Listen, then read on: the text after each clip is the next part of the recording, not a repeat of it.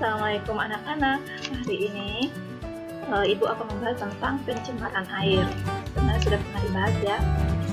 Kita ulang lagi, apa itu yang dimaksud dengan pencemaran air. Nah, di slide ini kita akan membahas tentang faktor, dampak, dan cara penanggulangannya. Sebenarnya pencemaran air itu apa sih? Pencemaran air itu bisa diartikan sebagai masuknya makhluk hidup, zat, energi, atau komponen lain ke dalam air, mengakibatkan kualitas air menjadi turun sampai ke tingkat tertentu. Nah, yang menyebabkan air ini tidak berfungsi lagi sesuai dengan peruntukannya. Ya. Jadi si air ini kondisinya tidak memungkinkan dan tidak normal sifatnya. Kualitasnya juga mengalami penurunan. Nah, apabila perairan tercemar, keseimbangan ekosistem di dalamnya juga akan terganggu, ya. Karena contohnya dalam satu kolam, misalnya kalau kolamnya tercemar airnya, otomatis yang ada di situ makhluk hidupnya akan mengalami gangguan. Ya. Nah, air ini dapat tercemar oleh komponen-komponen organik atau komponen organik. Nah, sebenarnya air dikatakan tercemar itu bagaimana? Nah, ada indikator air yang bebas limbah. Nah, ya, limbah itu kemarin kita bahas polutan ya, tadi tercemar. Untuk mengetahui kualitas air dalam suatu perairan, ini digunakan beberapa indikator. Yang pertama, indikator fisik. Nah, indikator fisik ini kita bisa melihat secara fisik, secara langsung, secara kasat mata oleh indera kita ya, oleh 5 indera, oleh panca indera kita. Bisa berupa kejernihan air, perubahan suhu, warna, serta adanya perubahan bau dan rasa. Nah, yang kedua, indikator kimia. Indikator kimia ini berdasarkan derajat keasaman dan kandungan senyawa-senyawa kimia di dalam air. Jadi kalau derajat keasaman ini menentukan air tersebut bisa dikatakan sebagai bebas limbah atau tidak. Nah, derajat keasaman ini bisa kita ukur dengan menggunakan sebuah alat yang dinamakan pH meter ya, atau kalau dalam laboratorium kita bisa menggunakan kertas lakmus. Nah, yang ketiga, indikator bahwa air dikatakan sebagai bebas limbah yaitu indikator biologi. Nah, biologi karena dia disebut bio ya, makhluk hidup ya, berdasarkan mikroorganisme yang ada di dalam air. Jadi kalau jumlah mikroorganismenya lebih dari ketentuan yang ditentukan, maka air tersebut dinyatakan sebagai air yang tercemar. Nah, kita bahas beberapa indikator tadi. Ini ada indikator kimia yang tadi ya, jadi pH normalnya itu 6,5 sampai 7,5. Kemudian kebutuhan oksigen biologis atau ini ya, BOD-nya ditentukan dengan ketentuan tertentu.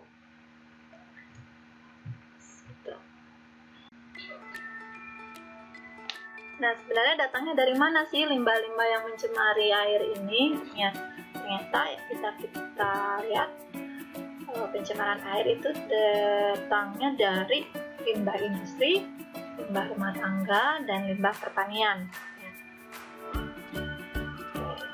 Bahas satu persatu. Nah, limbah industri itu mengandung zat berbahaya yang merupakan sisa dari proses industri. Contohnya ini limbah organik ya, limbah organik di pabrik tekstil atau pabrik kertas. Biasanya baunya menyengat sekali, atau warnanya juga sangat pekat, tidak menghasilkan warna yang merah dari pabrik tekstil misalnya ya. Kemudian limbah anorganik itu contohnya dari pabrik baja, pabrik cat, pabrik farmasi. Itu biasanya berupa cairan panas, berbusa ya. Kalau kita lihat ke Jakarta, kita sungai-sungainya berbusa itu berarti dia mengandung limbah. Kemudian mengandung asam belerang. Nah, indikasi ada asam belerangnya itu biasanya baunya menyengat sekali. Kemudian yang kedua, sumber limbah pencemaran air adalah limbah rumah tangga. Dua macam, ada organik dan organik. Ada organik itu limbah berasal dari kulit buah atau sayuran, bahan yang bisa diuraikan oleh mikroorganisme. Sedangkan limbah anorganik contohnya bukan berasal dari makhluk hidup ya, seperti aluminium, kaca, kaleng-kaleng bekas ya. Kemudian yang ketiga adalah limbah pertanian. Limbah pertanian ini biasanya berasal dari sisa penggunaan pupuk fertilizer, bisa berupa herbisida, fungisida ya, pemberantas hama tanaman yang berlebihan menyebabkan pupuk ini tidak terserap seluruhnya oleh tumbuhan. Nah, sisanya itu terbawa ke perairan, mengakibatkan eutrofikasi. Apa sih dia? Pertumbuhan berlebih pada gulma dan tumbuhan air. Jadi karena dari ladang gitu ya, terbawa oleh air hujan, karena tidak terserap semuanya oleh tumbuhan tadi yang di ladang, maka dia sisanya akan terbawa oleh air menuju perairan. Nah, jadi malah menyuburkan otomatis tumbuhan air dan gulma yang ada di perairan itu akan ikut tumbuh secara ekstrimnya. Apa akibatnya? Karena kalau gulma dan tumbuhan air pertumbuhannya berlebih, mengakibatkan kurangnya oksigen tadi ya, oksigen tadi, oksigen yang terlarut dalam air itu, sehingga berkurang gitu ya, karena terserap oleh gulma dan tumbuhan air. Nah, maka biota di air ini akan mengalami kematian karena kurang oksigen yang terlarut tadi. Kemudian ada juga istilah blooming algae atau tumbuh suburnya ganggang di atas permukaan air. Nah, tadinya permukaan airnya jernih, karena banyak tumbuhan yang menutup permukaan air, ini mengurangi kadar sinar matahari yang masuk ke dalam perairan tersebut. Nah, otomatis kan kalau dalam air itu ada fitoplankton, ada zooplankton.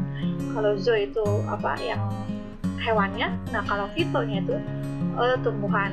Sedangkan tumbuhan itu makhluk hidup yang bisa menghasilkan oksigen melalui proses fotosintesis. Proses fotosintesisnya itu membutuhkan sinar matahari. Tetapi karena ada blooming alga, karena permukaannya ditutupin oleh alga, sinar mataharinya tidak bisa masuk ke dalam perairan. Jadi proses fotosintesisnya terganggu. Proses fotosintesis terganggu, oksigen yang dihasilkan di dalam perairan tersebut yang terlarut juga akan berkurang.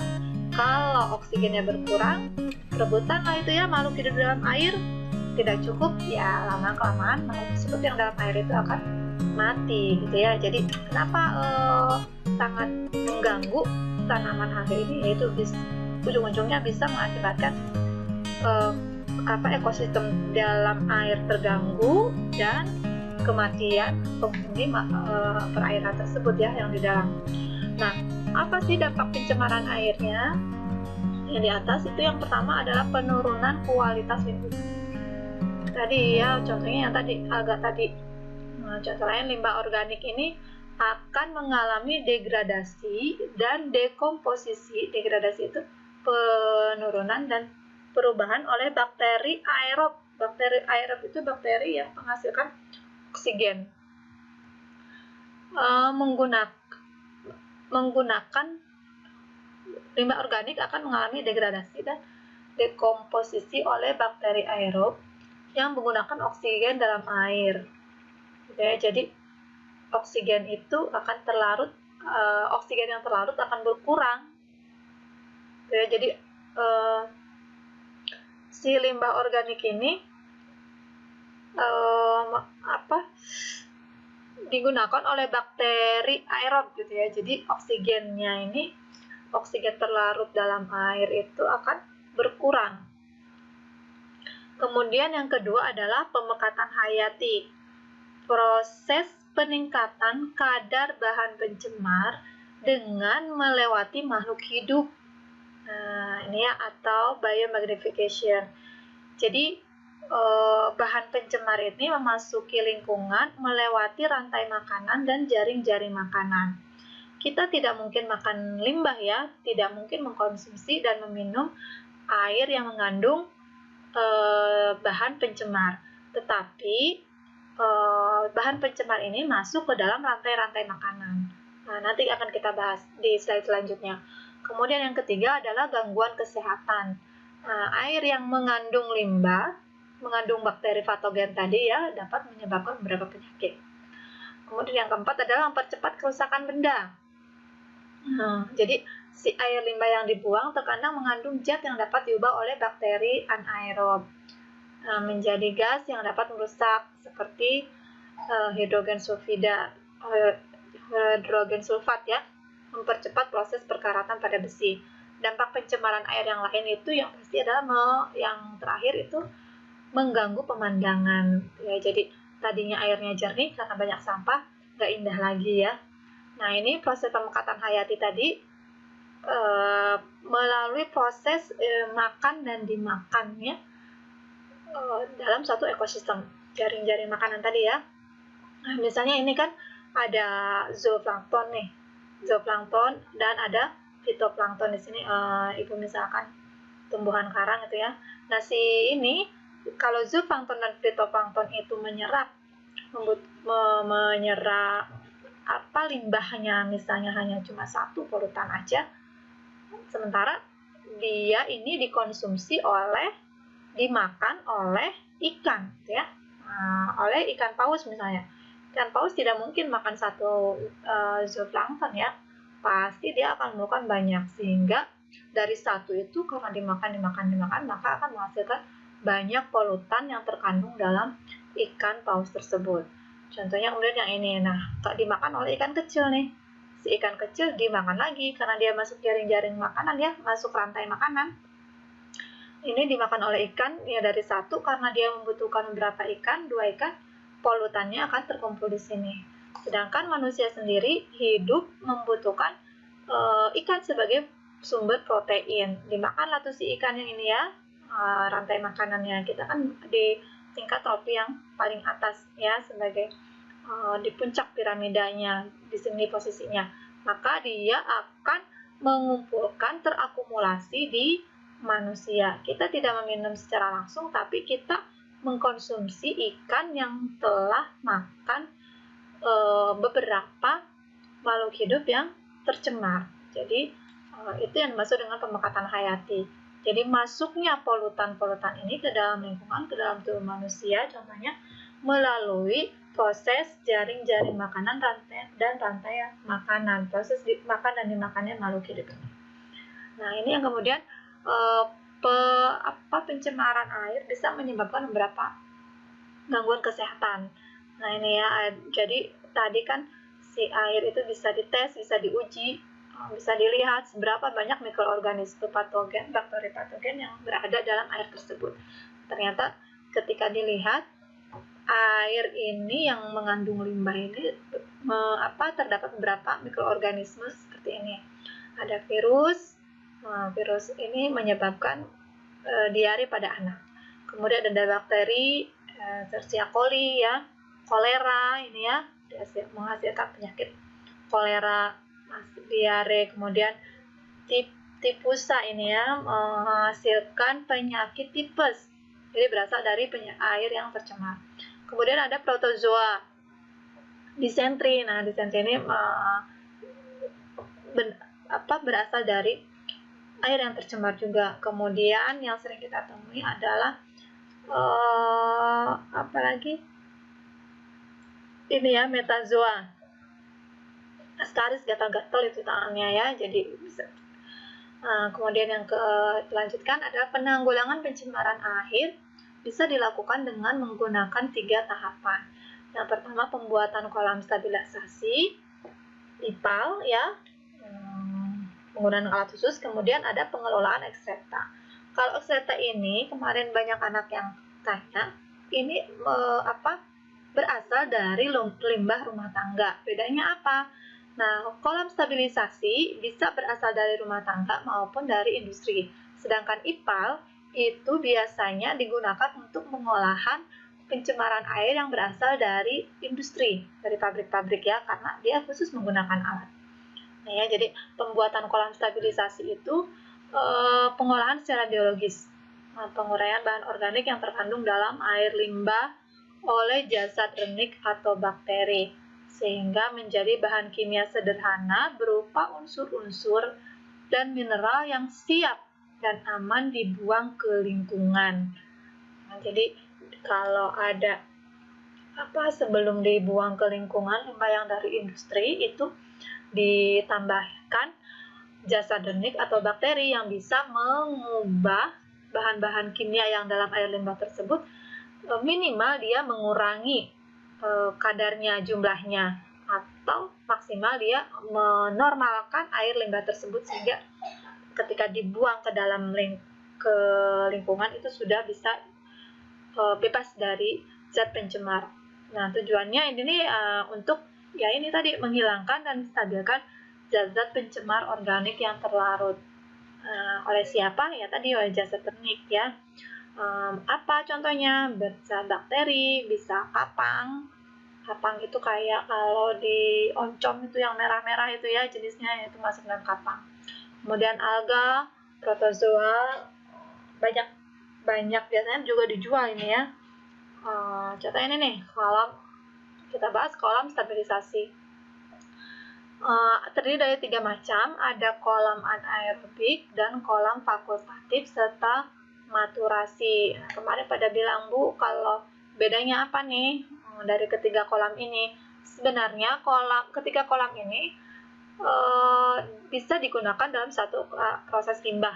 Nah, satu limbah itu bisa menggunakan tiga kolam ini, karena pada akhirnya limbah tersebut harus dimusnahkan senyawa patogennya. Jadi kalau dalam tahapan itu anaerobik tahap pertama, keduanya fakultatif, kemudian yang ketiganya adalah kolam maturasi. Nah, ini kita baca. Pengolahan anaerobik merupakan suatu proses pengolahan yang tidak memerlukan oksigen dalam menguraikan bahan. Ya, kemudian kalau oksigen yang ada menjadi racun bagi organisme anaerobik penguraiannya gitu ya. Jadi harus dalam suatu tempat yang kedap, tidak ditutup semuanya gitu ya, tidak ada oksigennya. Jadi dibuang ke situ, di situ dia distabilkan ya. Kemudian pengolahan anaerobik itu digunakan mengolah air limbah dengan beban organik yang tinggi. Jadi jumlah makhluk hidup organiknya tinggi banget gitu ya. Jadi kalau organik itu kan dia tumbuh memerlukan oksigen gitu ya. Jadi makanya dia dibuang ke tempat yang kedap udara, kedap oksigen, biar organik yang di sini tuh mati dengan sendirinya, nggak ada oksigen ya. Kemudian pengolahan ini menggunakan bakteri yang hidup dalam kondisi anaerob, yaitu yang tidak membutuhkan oksigen, ya, bakteri hidrolisa, bakteri asetogenik, dan metanogenik. Pengolahan anaerobik digunakan contohnya dalam septic tank ya. Kemudian di pengolahan kotoran hewan ya. Nah, kemudian setelah ini ada kolam fakultatif. Bu, bisa ini udah tidak menggunakan kolam ini bisa nggak? Sudah bisa ya. Ini sudah bisa, sebenarnya sudah bisa dibuang ke lingkungan kalau sudah melewati kolam anaerobik. Tapi dalam satu kasus juga harus melalui tahapan-tahapan ini. Tahapan anaerobik, fakultatif, dan maturasi. Kemudian bagaimana dengan IPAL? Nah, kalau IPAL tadi menggunakan bahan ya, melalui 3 tahapan, ada primary treatment, secondary treatment, dan tertiary treatment. Ya, tahapan pertama dia memisahkan zat padat dan zat cair dulu menggunakan filter. Ya, jadi di bak, namanya bak sedimentasi, itu dipisahin dulu mana nih yang bagian padat, nih mana bagian yang cair gitu ya, menggunakan saring contohnya itu di limbah industri pabrik kertas. Biasanya yang dibuang itu berupa endapan, maka disaring dulu, dipisahin dulu, yang cair pisahin, yang endapan juga dipisahkan. Kemudian yang kedua adalah secondary treatment. Ini mengogulasikan atau memadatkan dan menghilangkan koloid campuran ya, menstabilkan zat organik dalam limbah. Jadi kalau tadi kan udah terpisah tuh yang padatan, yang kemudian yang cair, yang padatan itu dipadatkan gitu ya. Jadi bisa dipadatkan lagi agar mengurangi mengurangi kadar airnya gitu. Kemudian yang cair tadi dihilangkan koloidnya, campurannya, dengan cara menstabilkan zat organik di dalam limbah tersebut. Kemudian yang ketiga, tahapan ketiga adalah menghilangkan unsur hara atau zat-zat yang tidak berguna atau tidak digunakan oleh lingkungan sekitarnya. Dengan caranya ini menambahkan klor untuk memusnahkan mikroorganisme patogen. Ya. Nah, yang terakhir itu ekstreta. Ini untuk menanggulangi limbah yang berasal dari limbah rumah tangga, dari kita ya, dari penduduk, dari orang-orang biasanya. Nah, ini ada cara reuse, penggunaan ulang. Contohnya itu botol sirup dijadikan, daripada dibuang gitu, bisa dijadikan untuk pot. Kemudian ada reduce, itu pengurangan bahan atau penghematan. Jadi daripada kita menggunakan plastik, sedangkan plastik itu pendaur ulangan di tanahnya itu cukup lama prosesnya, bisa berpuluh-puluh tahun, maka digunakan tas ramah lingkungan atau tas yang berasal dari bahan kertas ya. Kemudian ada recycle atau pendaur ulangan. Ini yang recycle tadi menggunakan mikroorganisme. Contohnya kalau misalnya kita punya sampah dari dapur, bekas sayur, bekas kulit bawang, kulit wortel gitu ya, bisa kita kumpulkan, bisa digunakan sebagai pupuk kompos dengan menggunakan mikroorganisme pengurai. Kemudian ada yang terakhir itu repair, pemeliharaan. Jadi contohnya kalau udah bersih sungainya, udah bening, nah kita pelihara, maka kita harus contohnya membuang sampah pada tempatnya. Jadi jangan dibuang ke sungai ya, jadi kotor lagi nanti kan. Oke. Cukup itu dulu untuk pencemaran air. Semoga kalian terbantu. Assalamualaikum warahmatullahi wabarakatuh.